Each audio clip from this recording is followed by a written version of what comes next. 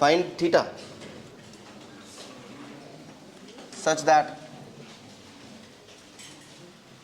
3 plus 2 iota sin theta divided by 1 minus 2 iota sin theta, where iota is equal to under root of -1. Purely imaginary है। Purely imaginary number होने के लिए जरूरी है कि इसका रियल पार्ट 0 हो, और दूसरा है कि प्योरली रियल है।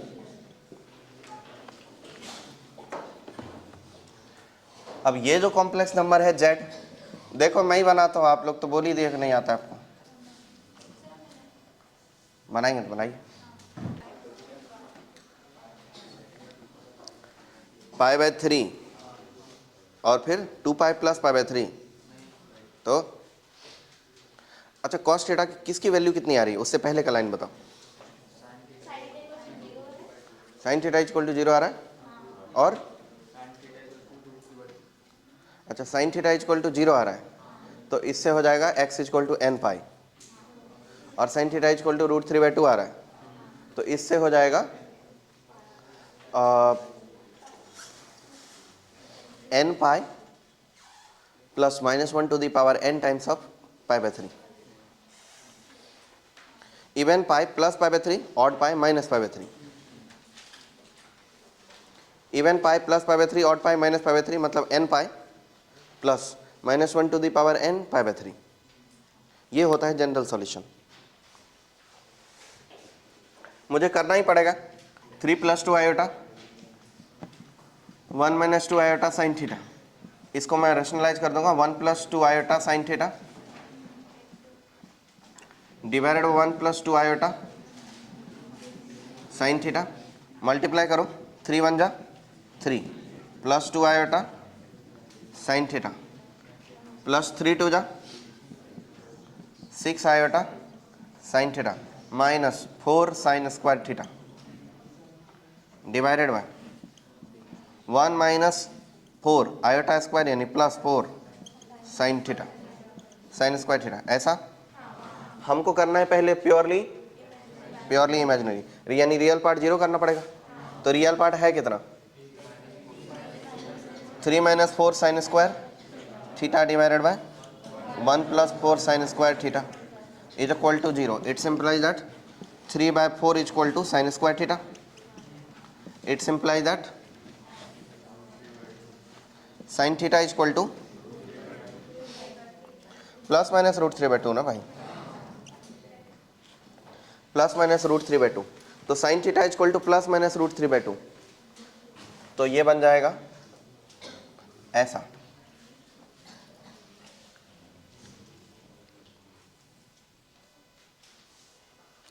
√3/2 ये रहा +√3/2, और ये रहा -√3/2, यानी 0 + nπ + π/3, 0 + π/3, π - π/3 और π + π/3 दोनों हो रहे हैं ना। मतलब nπ + π/3 पर भी कट रहा है और nπ - π/3 पर भी कट रहा है।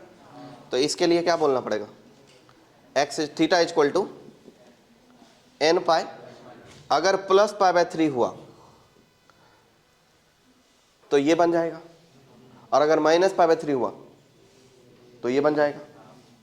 तो nπ + -π/3 ये है इसका general solution. Theta is equal to इतना। इसमें +π/3 भी हो सकता है, -π/3 भी हो सकता है, π - π/3 भी हो सकता है, π + π/3 भी हो सकता है, 2π - π/3 भी हो सकता है, 2π + π/3 भी हो सकता है। मतलब nπ + π/3 भी हो सकता है और -π/3 भी हो सकता है। तो ये रहे जनरल सॉल्यूशन, यही आंसर। और दूसरा है प्योरली रियल। प्योरली रियल होने के लिए क्या होना चाहिए, प्योरली रियल होने के लिए इमेजिनरी पार्ट 0। तो इमेजिनरी पार्ट है 0, तो इमेजिनरी पार्ट है कितना, 6 to 8 iota sin theta divided by 1 + 4 sin square theta is equal to 0। It means sin theta is equal to कितना, 0। Theta is equal to n pi, theta equal to n पाई।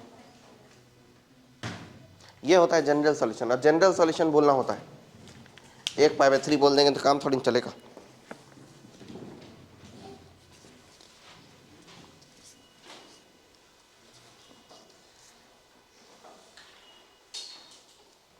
चलो, अभी इस type का questions भी मैंने करवा रखे हैं क्लास में, जो अभी दूंगा।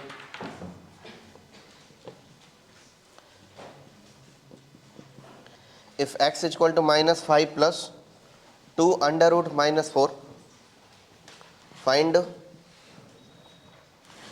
x to the power 4 plus 9x cube plus 35x square minus x plus 4।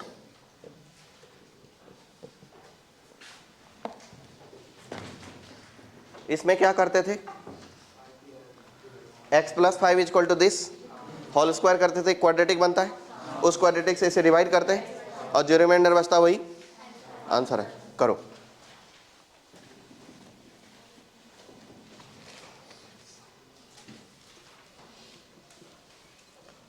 If z minus 2 plus iota का मॉड लेस देन या इक्वल टू 2 है,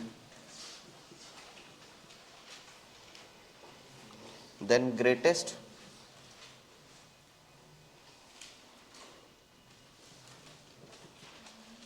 and least value of mod of z क्या होगा?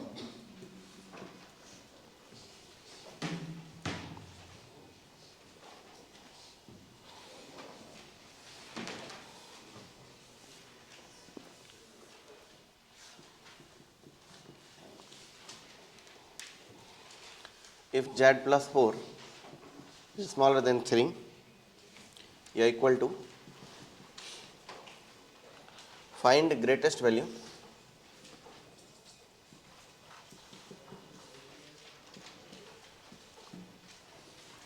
of z plus 1।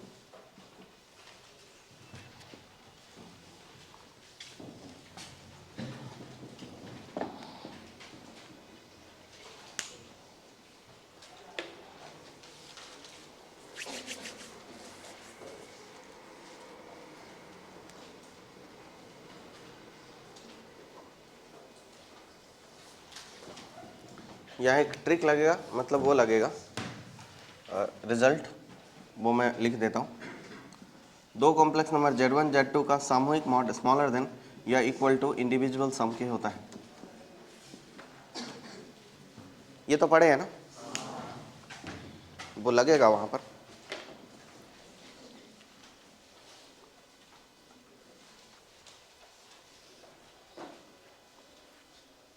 ये वाला question करूँ मैं?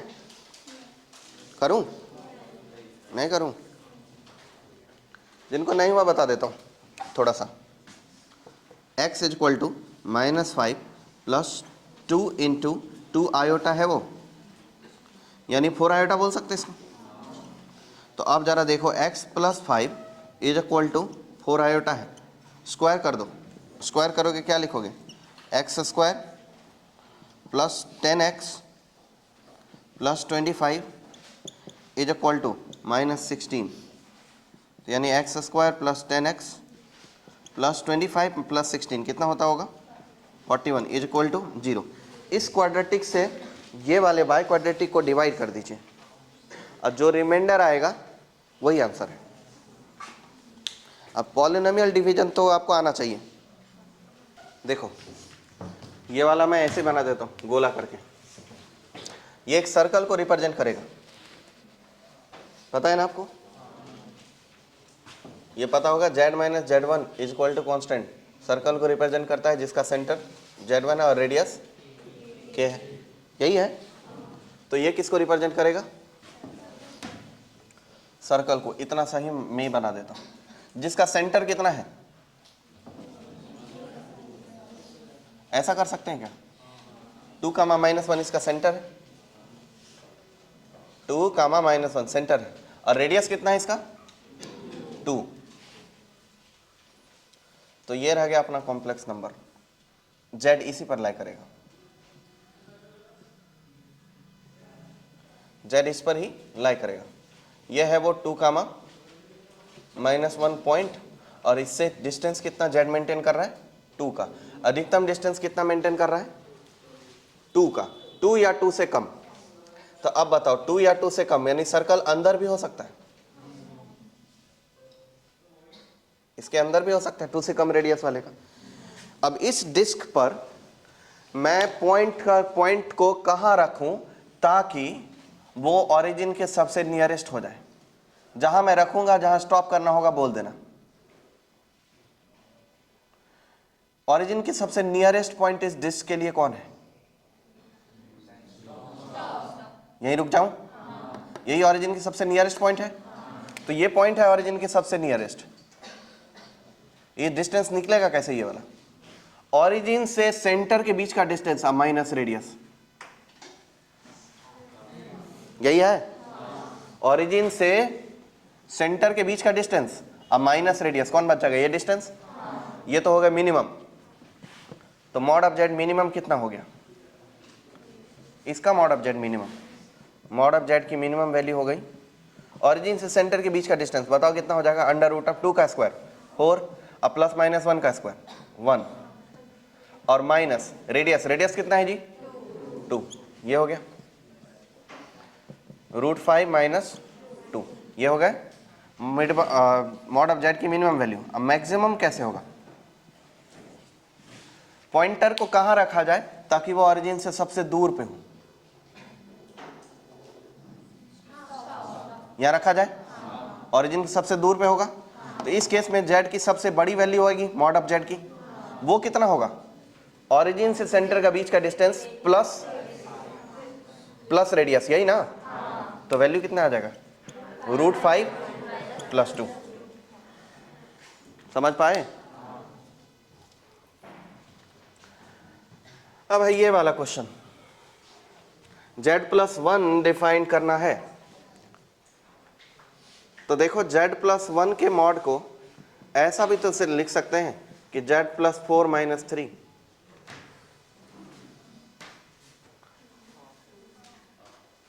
लिख सकते हैं। ओके, इसे z+4 अब +-3 ऐसा कर सकते हैं। इसके बारे में ऐसा लिख सकते हैं कि दिस इज लेस देन और इक्वल टू z1 + z2, ये z1 हो गया और ये z2 हो गया। तो z1 + z2 is less than equal to mod of z1, मतलब मॉड ऑफ z+4 अब प्लस मॉड ऑफ -3, इससे लिख सकते हैं। तो इसकी मैक्सिमम वैल्यू ही तो पूछा गया था, इसकी मैक्सिमम वैल्यू ये है, और ये मैक्सिमम तब होगा जब ये मैक्सिमम होगा, और इसका मैक्सिमम कितना दिया है 3। तो ये अधिकतम कितना हो सकता है 3, और ये अधिकतम कितना हो सकता है 3। इसलिए z+4 + -3 less than equal to 3 + 3 यानी 6। तो बताओ z+1 की मैक्सिमम वैल्यू कितनी हो गई 6। समझ पाए?